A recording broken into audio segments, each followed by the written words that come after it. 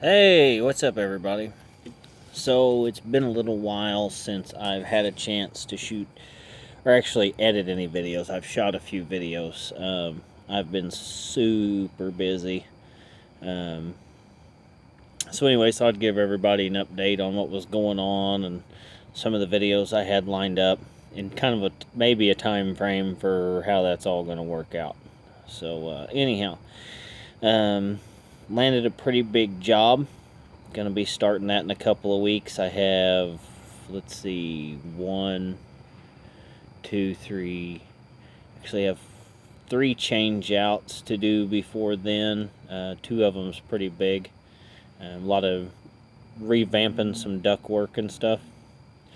So here's what we got coming up on the channel for some tool reviews, some tips, some tricks, things like that. So, want to start off with I got a package today, and I'll show you this package here in just a second. Move my drink off of it. So, as you all know, the first video done was the FLIR, and I actually went back and forth for a long time between the FLIR and the Seek. And another fellow YouTuber is actually in possession of my FLIR, and today I am in possession of his Seek. So Mr. Raritan we done a swap. So we're gonna open this guy up. By the way, this is gonna be coming up in an upcoming video. It is the Milwaukee. It's the new Milwaukee knife. I've been carrying this guy around for a couple of weeks now, and it has proved itself. I am extremely hard on pocket knives. What I do like about it is how thin it is. The clip is good. I do like the one-handed operation. But anyways, that's all for another video. So just excited about it. Like I said, I'm pretty rough on them. So see if I can do this one-handed.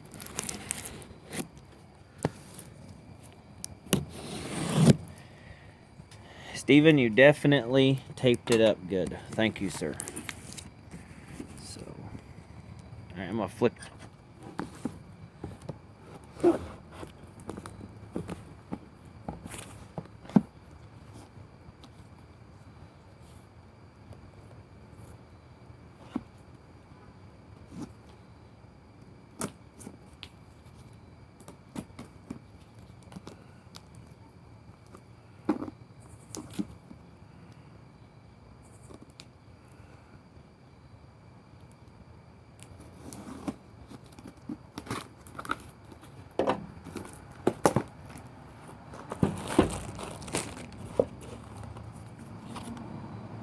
And here we have it. He did a little nicer job of sending me his. I've been so busy that I told him on a Monday I was going to send it. I didn't send it till Friday. I couldn't find the case, or I couldn't find the box that come with it. So I was I feel bad because I just sent him the device, and then I couldn't find my charger in the van. So, but he said he had a charger, so. I will say this, it does definitely have a nicer case than the FLIR initially. That I do like. It's very rugged looking, seals up nice. So, but here it is. So I'm going to read through the instructions a little bit and play around with it for the next week, and we're going to do a review on that. So, anyways, I got that coming up. Next, one of the things I have coming up, I've bought some new equipment. One being I bought a stomp shear. Any of you guys that might do woodworking or something like that may be familiar with a company called Shopfox. They make decent woodworking equipment. I use some because I do some wood turning and stuff like that. Well, they do have a metalworking line. That line, they actually offer some sheet metal tools. One of them being a 52-inch stomp shear. So I recently purchased one of those. Recently purchased a 22 gauge max capacity box and pan brake made by Malco. It's a portable brake. It's made to fit in the back of your truck. Actually, it's made to sit on your tailgate if you so choose. I've been using that quite a bit. I went back and forth between the Malco straight brake and the Malco box and pan, and I decided that the box and pan was the route to go because it's a little bit more versatile and it's still 22 gauge. Also, just bought a trailer for the business. It's a 20-foot by 8.5 by 8-foot tall enclosed car hauler. That is going to be a mobile tin shop.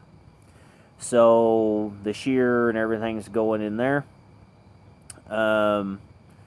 So that's going to be a whole video series within itself. I'm going to be designing it a certain way, because inside that trailer there's going to be a 52-inch stomp shear, a Pittsburgh, a pipe lock machine that's got a edger on top. There's also going to be a layout table. There's going to be the box and pan. There's going to be possibly another 4-foot straight brake. I haven't decided on that one yet. And of course, everything else that's going to go in there with that, it's going to have a sheet metal rack, all my tools. Basically, that trailer is going to be designed for larger jobs and for change-out jobs that are going to be involving some custom ductwork fittings. So, now that, talking about the ductwork, one of the things, the directions this channel is going to be heading in, it may even break off into a completely other channel. But this is where you people come in, because I need your feedback on this. I'm going to be doing a series of videos dedicating to duct fitting layout. We are going to start with the basic fittings. I'm going to explain parallel line, radial line, and triangulation as far as how you use those to develop patterns to make fittings. Okay, I will show you a way that you would do it in the shop.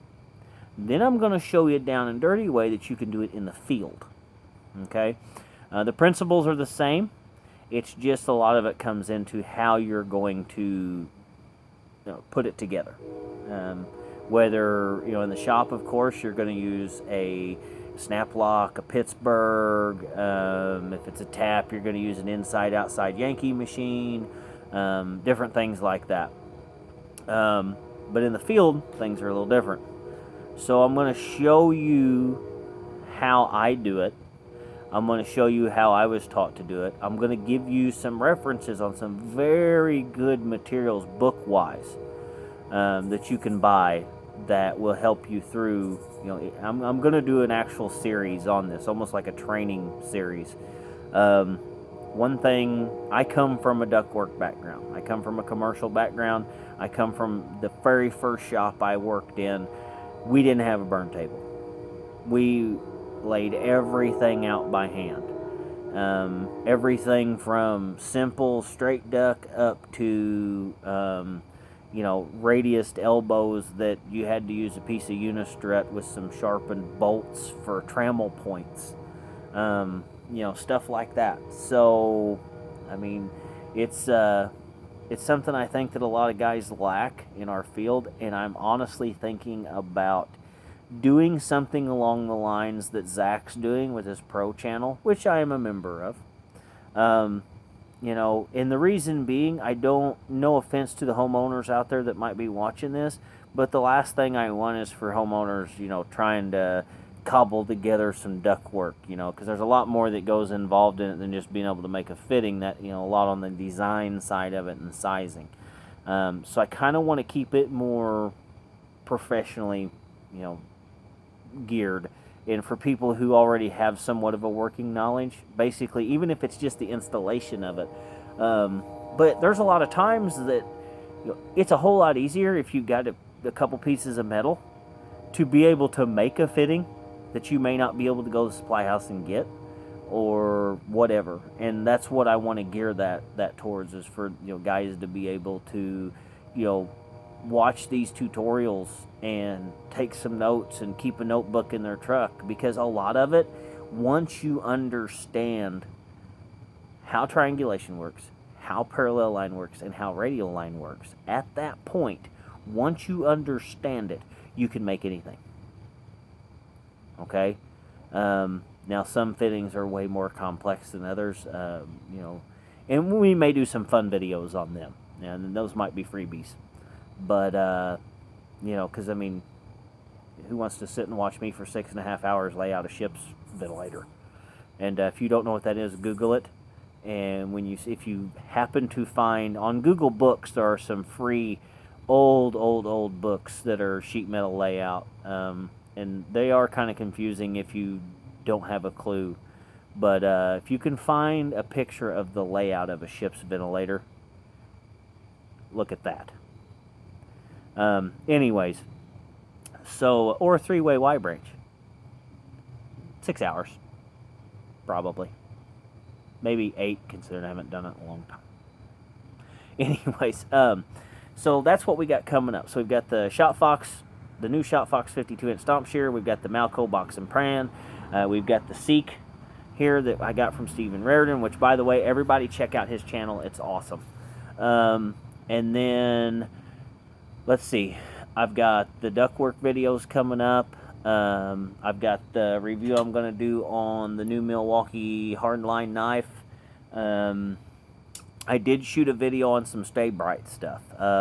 Some people on the forum or on the Facebook pages might have seen I posted a little video clip of a piece of copper spinning in a lathe. So I got some Stay Bright 8.